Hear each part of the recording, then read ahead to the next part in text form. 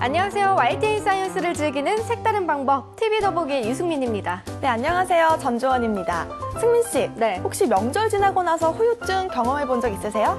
그럼요. 명절 땐 기름진 음식을 많이 먹어서 그런지 몸도 좀 무거워진 느낌이고 차 안에 있는 시간도 길어지다 보니까 여기저기 근육이 뭉쳐서 더 쉽게 피로해지더라고요. 네, 맞습니다. 휴일에 쉰다고 쉰 것 같은데 왠지 더 피로하잖아요. 그럴 땐 채소나 과일을 평소보다 더 챙겨 먹어서 비타민을 보충해주면 좋다고 합니다. 또 반신욕이나 뜨거운 찜질을 하면 근육을 이완시켜서 피로회복에 도움이 된다고 하더라고요. 이 명절 후유증 때문에 고민인 분들에게 유용한 정보인 것 같은데요. 여러분도 한번 실천해 보시기 바랍니다. 그럼 이제 설날도 지났으니까 다시 새롭게 시작하는 마음으로 오늘 TV 더보기도 힘차게 달려볼까요? 네, 먼저 어떤 프로그램들이 준비되어 있는지 확인부터 해봐야겠죠? 오늘의 하이라이트부터 시작합니다. YTN 사이언스를 즐기는 색다른 방법, 오늘의 TV 더보기를 소개합니다. 첫 번째 코너 전격 해부에서는 미래를 이끌어갈 중학생들의 퀴즈 배틀, 퀴즈 킹왕짱의 감상 포인트를 짚어드립니다.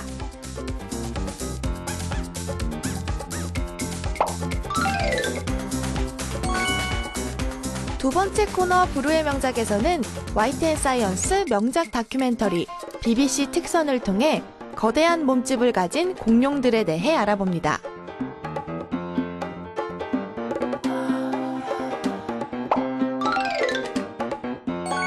세 번째 코너 비교 분석 과학 대 과학. 이번 주 주제는 프린터인데요. 주민 현장에 소개된 2D 프린터와 다큐S 플러스에 소개된 3D 프린터를 비교 분석해봅니다.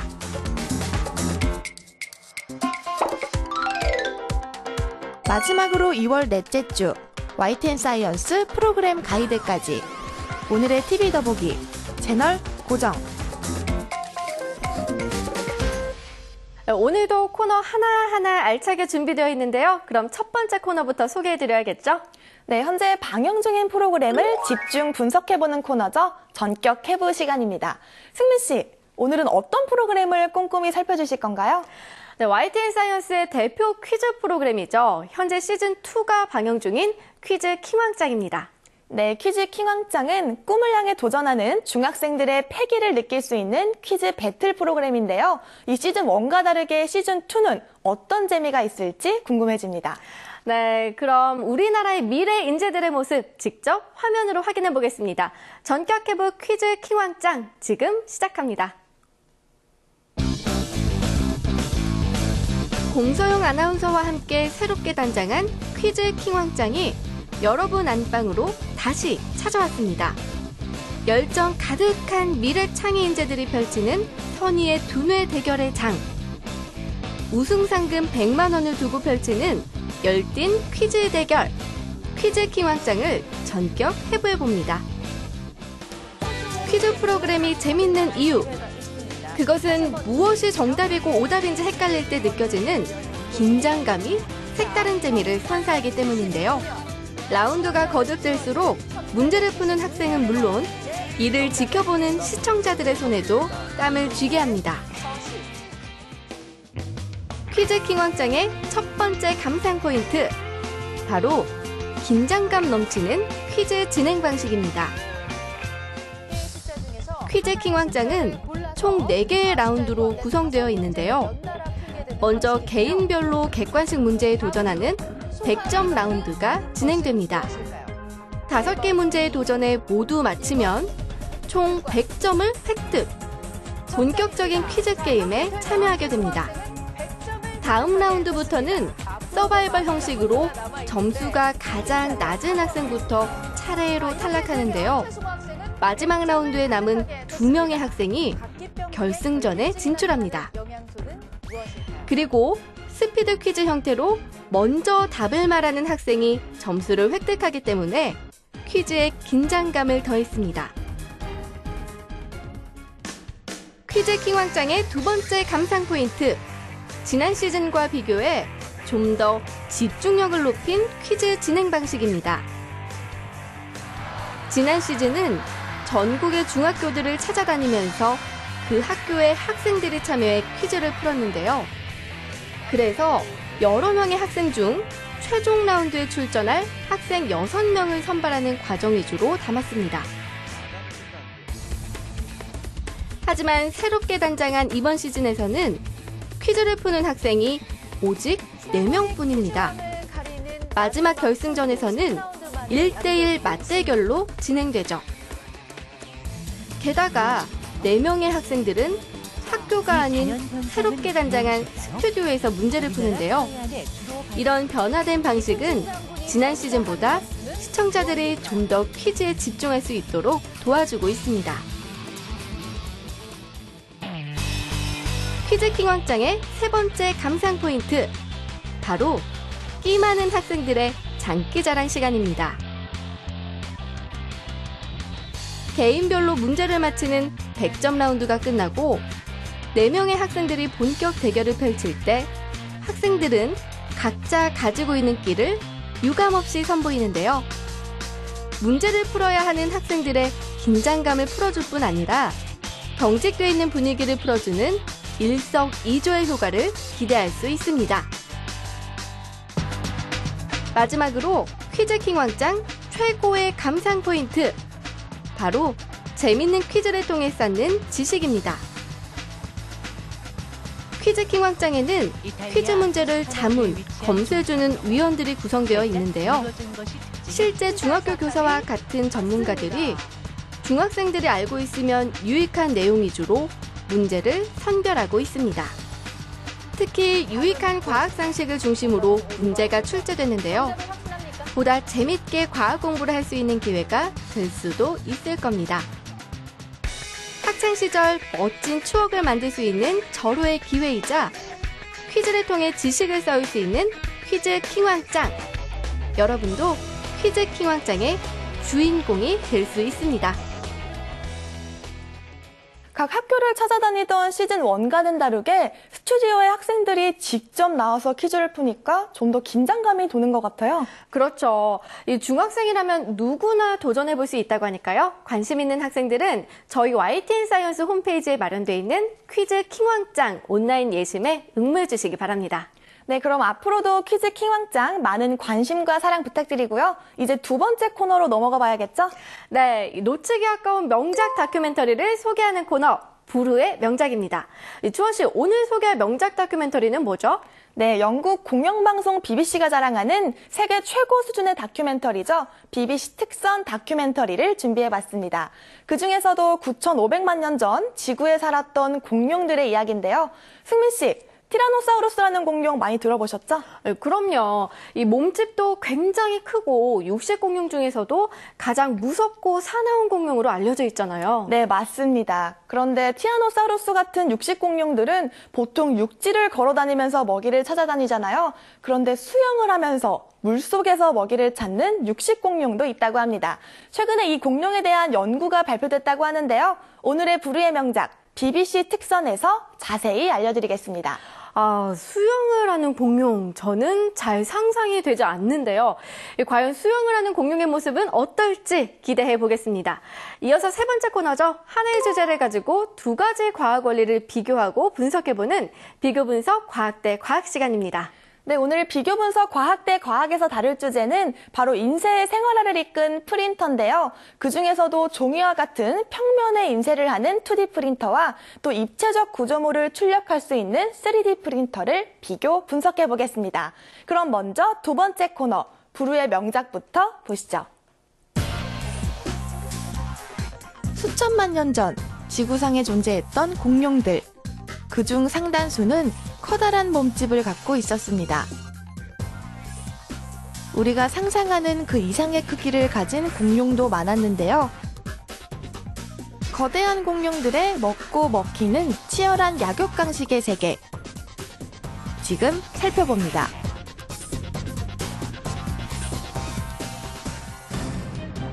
(9,500만 년 전) 북아프리카에선 주로 몸집이 큰 공룡들이 서식했습니다. 길이 7m, 무게 8톤에 달하는 육식 공룡, 오우라노사우루스. 그런데 오우라노사우루스가 어떤 공룡을 보더니 도망가기 시작합니다. 아무래도 더 거대하고 위협적인 존재가 나타난 것 같은데요. 대체 어떤 공룡일까요? 몸 길이 17m, 무게 11톤에 육박하는 육식 공룡 중 가장 몸집이 큰 공룡, 바로 스피노사우루스였습니다. 그런데 2010년 스피노사우루스의 뼈와 이빨을 화학적으로 분석한 결과 흥미로운 사실이 밝혀졌습니다. 바로 육식 공룡인 스피노사우루스가 육지에서 생활한 다른 공룡들과 달리 물에서 주로 생활했었다는 거죠. 스피노사우루스의 머리뼈를 CT 촬영 결과 주둥이 표면에 수없이 많은 구멍이 나 있었는데요. 이런 구멍은 악어에게도 나타납니다. 이 구멍은 일종의 압력 감지기 역할을 하는데요. 이를 바탕으로 스피노사우루스의 사냥법을 상상해 볼 수 있습니다. 콧구멍을 물 위로 내민 채 주둥이를 물속에 넣고 있다가 압력을 감지해서 먹잇감이 다가오면 공격했던 거죠. 실제로 스피노사우루스의 이빨 화석에선 거대한 톱 가오리의 체조직이 자주 발견됐습니다. 즉, 톱 가오리 같은 생선을 주로 먹이로 먹었다는 증거인 거죠. 하지만 스피노사우루스가 주로 강물에서 생활을 하다 보니 작은 환경 변화에도 큰 영향을 받았는데요. 건기가 찾아오고 강이 말라붙으면 사냥을 할 수 없게 되는 거죠.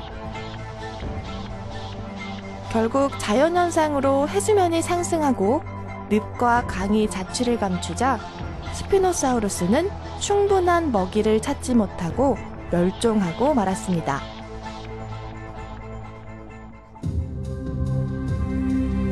북아프리카뿐 아니라 남아메리카 대륙에도 거대한 공룡이 살았습니다. 몸 길이 35m, 무게는 무려 75톤. 척추뼈 하나가 성인 키만 했던 초식 공룡, 아르헨티노사우루스입니다. 알에서 갓 부화한 아르헨티노사우루스 새끼는 고작 5kg. 그러나 40년에 걸쳐 무려 75톤까지 무게가 늘어납니다. 한창 때는 하루에 40kg씩 무게가 늘어났을 것으로 추정되는데요. 이 정도로 몸집을 키우려면 어마어마하게 먹어야 할 것입니다. 6톤의 아프리카 코끼리가 생존하려면 하루 18시간 동안 계속 먹어야 하는데요. 그보다 10배 이상 큰 아르헨티노사우루스는 어떻게 먹이를 구했을까요? 힘들이지 않고 먹이를 먹을 수 있는 긴 목을 가지고 있는 데다 나뭇잎을 뜯어 통째로 삼키면 위에서 박테리아가 소화를 시키므로 씹느라 시간을 낭비하지 않아도 됐던 겁니다. 하지만 몸집이 아무리 크다고 해도 먹이사슬에서 자유로울 순 없었습니다. 몸 길이 10m, 무게 4톤에 달하는 육식공룡 마푸사우루스. 우리 생활을 하는 마푸사우루스는 여러 마리가 날카로운 이빨로 아르헨티노사우루스를 공격하곤 했습니다. 그리고 여러 마리의 마푸사우루스가 아르헨티노사우루스를 쓰러뜨리기라도 하면 그 일대 육식공룡들이 모두 모여들었습니다. 75톤에 달하는 아르헨티노사우루스는 며칠 동안 생태계 전체를 먹여 살릴 수 있을 정도로 몸집이 컸으니까요. 그런데 남아메리카의 아르헨티노사우루스가 사라지자 마푸사우루스도 자취를 감췄습니다. 초식 공룡들이 멸종되면 육식 공룡들 역시 주요 먹이 공급원을 잃고 멸종하게 된 것이죠. 몸집이 크기 때문에 더욱 살벌한 공룡들의 약육강식의 세계.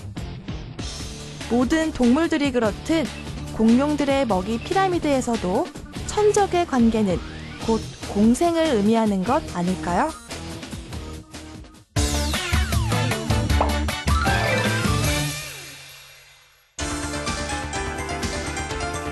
수많은 책과 문서들을 손쉽게 완성하는 데 도움을 준 프린터. 오늘 비교 분석해볼 프린터는 주민 현장에 소개된 2D 프린터와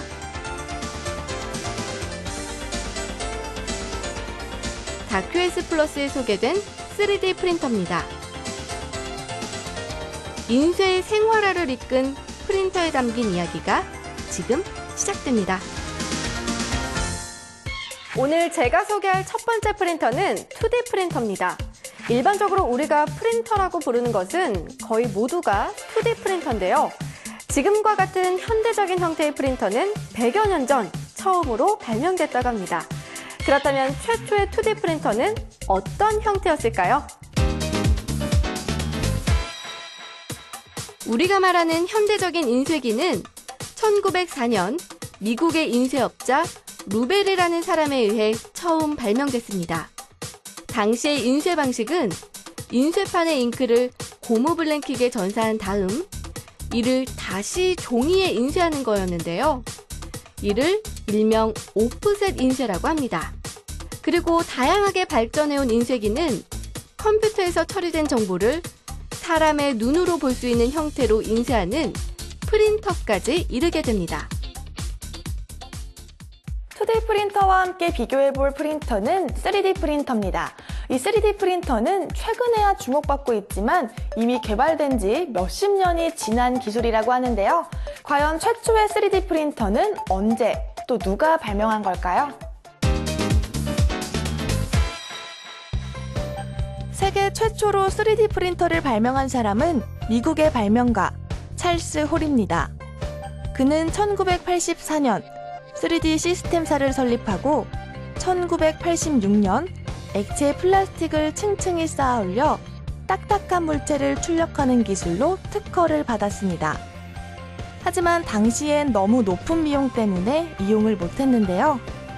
그리고 최근 저가형 3D 프린터 제작 방식에 대한 특허 기간이 만료되면서 3D 프린터 기술이 급속도로 대중화되고 있습니다.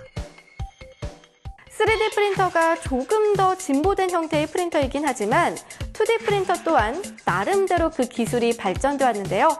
그중 인쇄는 종이에 하는 것이라는 고정관념을 깬 프린터가 있다고 합니다. 지금 바로 확인해 보시죠.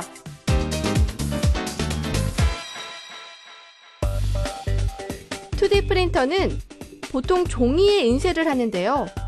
종이가 아닌 섬유나 유리, 플라스틱 등에 인쇄를 할 수 있는 프린터도 있습니다. 바로 평판 프린터인데요. 평판 프린터에 인쇄할 제품들을 가지런히 올려놓으면 프린터가 알아서 제품의 두께와 수량에 맞춰 자동으로 인쇄해줍니다. 종이가 아닌 다양한 소재에 그것도 한 번에 여러 개의 제품을 인쇄할 수 있죠. 종이를 비롯한 다양한 소재의 인쇄를 할 수 있는 2D 프린터만큼이나 3D 프린터의 활용 분야는 정말 무궁무진한데요. 과연 우리 생활에 어떤 식으로 적용할 수 있을지 화면으로 확인해 보시죠. 혹시 3D 프린터로 음식을 만든다고 상상해 본 적 있으신가요? 바로 미국 항공 우주국 나사에서 우주인을 위해 3D 프린터로 만드는 피자를 개발했다고 합니다. 더불어 3D 프린터는 발 모양을 그대로 본떠 만든 신발과 비행기 부품은 물론 보청기와 같은 의료 계통에도 적극적으로 도입되고 있습니다. 프린터는 여러 분야에서 우리 생활을 편리하게 해주고 있는데요. 그렇다면 2D 프린터는 어떻게 글자나 그림을 인쇄를 할 수 있는 걸까요? 2D 프린터의 작동 원리에 대해 알아보겠습니다. 오늘날 가장 널리 쓰이는 2D 프린터는 잉크젯 프린터와 레이저 프린터인데요. 잉크젯 프린터의 경우 액체 잉크를 미세한 노즐로 분사해 용지에 정착시키는 원리로 작동됩니다. 레이저 프린터는 정전기 현상의 원리를 이용하는데요. 전선 부분을 통과한 드럼은 플러스 전하로 대전되는데 여기에 인쇄 정보를 쏘면 인쇄 정보 부분은 정전기가 제거됩니다. 그리고 플러스 전하를 띤 토너 가루를 묻힌 롤러를 돌리면 인쇄 정보 부분에만 토너가 붙게 되고 마이너스 전하를 대전시킨 종이를 돌리면 드럼에 있던 토너가 종이에 내려앉게 되는 거죠. 2D 프린터가 잉크를 분사하거나 정전기 원리를 이용해 인쇄를 할 수 있는 것이라면 이 3D 프린터는 어떤 원리로 입체 형상을 출력해낼 수 있는 걸까요? 3D 프린터에 담긴 과학 원리에 대해 알아보겠습니다. 3D 프린터는 입체 형태를 만드는 방식에 따라 두 가지로 나뉘는데요. 먼저 아주 얇은 막을 한 층씩 쌓아 올리는 적층형 방식이 있습니다. 석고나 나일론 가루 등의 파우더, 플라스틱 액체 또는 플라스틱 실을 종이보다 얇은 층으로 겹겹이 쌓아 입체 형상을 만들어내는 방식입니다. 다음으로 커다란 덩어리를 둥근 날로 깎아 물건을 출력하는 절사경 방식도 있습니다. 절사경 방식은 한 덩어리에서 물건 하나가 나오기 때문에 채색 작업을 따로 해야 하는 단점을 가지고 있지만 적층형보다 완성품이 더 정밀하다는 장점을 가지고 있습니다. 오랜 세월에 걸쳐 발전한 프린터는 이제 소재와 차원의 한계를 뛰어넘었는데요. 지금 이 순간에도 변화를 거듭하고 있는 프린터의 내일은 어떤 모습일까요? 네, 지금까지 2D 프린터와 3D 프린터에 대해서 비교 분석해봤는데요. 특히 3D 프린터의 경우 제3차 산업혁명을 이끄는 대표 주자로 여겨질 정도입니다. 네, 맞습니다. 하물며 3D 프린터로 자동차도 만들 수 있을 거란 추측도 나오고 있는데요. 이 기존의 자동차가 부품들을 모두 다른 공장에서 생산했다면 이제 그럴 필요 없이 한 곳에서 설계부터 생산, 조립까지 할 수 있게 되는 거죠. 정말 이렇게 계속 기술이 발전하다 보면 주원 씨 말이 현실이 될 날이 올 수도 있을 것 같은데요. 앞으로 3D 프린터의 기술이 어느 정도까지 발전할 수 있을지 기대해 보겠습니다. 그리고 앞서 소개한 코너 불의 명작에선 어마어마한 몸집을 가진 공룡들을 만나봤는데요. 저는 특히 무게가 75톤이나 나가는 에르헨티노사우루스가 참 신기하더라고요. 네, 그렇죠. 이 에르헨티노사우루스가 한번 지나가면 발자국 때문에 깊은 웅덩이가 생길 정도였는데요. 그래서 그 웅덩이에 빠져 죽는 동물들도 그렇게 많았다고 합니다. 이 실제로 2010년에 발견된 에르헨티노사우루스 발자국 화석에선 악어를 비롯한 동물 18마리 화석이 발견됐는데요. 이 발자국 하나에 무려 18마리의 동물이 빠지기도 했다는 거죠. 정말 엄청나네요. 화면에서 봤지만 정말 그런 몸집을 유지하기 위해선 잠자는 시간 빼고는 먹기만 해도 모자랄 것 같습니다. 그럼 이제 마지막 코너죠. 바로 2월 넷째 주에 방송 예정인 YTN 사이언스 프로그램을 하이라이트만 모아서 보여드리는 YTN 사이언스 프로그램 가이드입니다. 네, 과연 2월 넷째 주에는 어떤 프로그램들이 준비되어 있을지 궁금해지는데요. YTN 사이언스 프로그램 가이드 지금 소개해드립니다.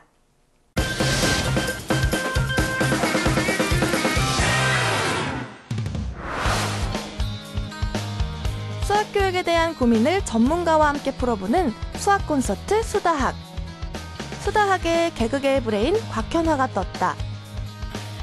고등학교 진학이 어려울 정도로 수학 부진하였던 그녀만의 수학 공부법을 오전 10시 수다학에서 알려드립니다. 진정한 직업 정신은 무엇일까요? 극도의 작업 환경에서 일하는 사람들을 만나는 시간. 극한 직업이 오전 11시 30분에 방송됩니다. 우리 주변에서 접할 수 있는 과학을 개그맨 오정태, 김경진과 함께 실험을 통해 풀어가는 프로그램 지식실험 Q. 소리에 반응하는 CCTV가 있다? 과학으로 풀어보는 소리의 비밀. 저녁 8시 지식실험 Q 놓치지 마세요. 영국 공영방송 BBC가 자랑하는 세계 최고 수준의 교양 다큐멘터리죠. BBC 특선 다큐가 밤 9시에 방송됩니다. 실생활에서 접할 수 있는 과학은 물론 다양한 분야의 과학을 두루 섭렵할 수 있는 YTN 사이언스 다큐. 밤 12시 많은 시청 바랍니다.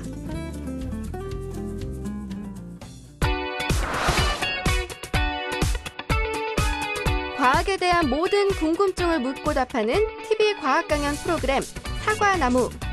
사람처럼 후각과 미각을 가진 기계가 있다? 사람의 감각을 대신해 새로운 세계를 열어줄 전자오감에 대해 파헤쳐보는 시간. 오전 10시 사과나무에서 확인해보세요. 아름다운 국내 자연 풍광부터 동서양의 약초 등 의학 상식까지 국내 특선 다큐가 오후 12시 여러분 안방을 찾아갑니다. 뇌과학에 대해 궁금증을 풀어보는 시간, 박문호의 뇌과학 강의. 이번 시간에는 척수를 중심으로 이루어지는 반사운동에 대해 방송됩니다. 저녁 8시 박문호의 뇌과학 강의 놓치지 마세요. 지구와 우주에 관한 다양한 의문점을 풀어보는 놀라운 지구 신비한 우주가 오전 1시에 방송됩니다.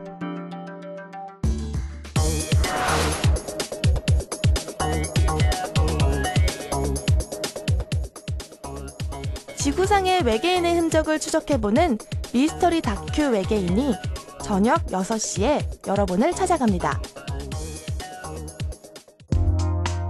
과학을 통해 역사 속 수수께끼를 풀어보는 프로그램이죠. 한국사 탐. 이번 시간에는 의식주부터 민속신앙까지 과거 우리의 삶 전반을 차지했던 볏짚에 대해 알아봅니다. 저녁 8시 한국사 탐. 놓치지 마세요. 최신 IT 정보에서부터 첨단 과학 이론까지 미래를 상상할 수 있는 다양한 정보의 장 이슈 매거진. 밤 10시에 여러분을 찾아갑니다. 전 세계의 교민들을 통해 현지의 문화체험을 해보는 시간 글로벌 코리안이 밤 11시 50분에 방송됩니다.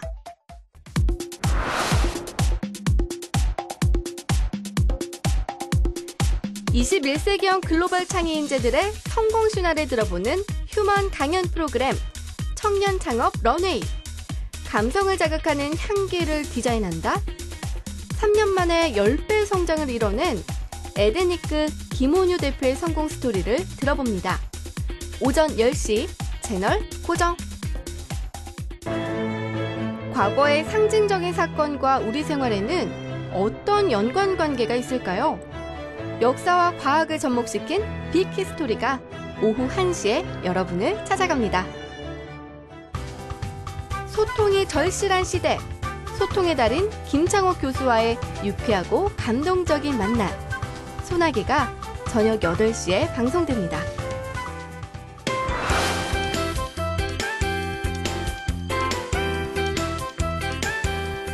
각 분야에서 뛰어난 실력과 끊임없는 노력으로 현재의 위치에 자리매김한 사람들을 만나보는 시간.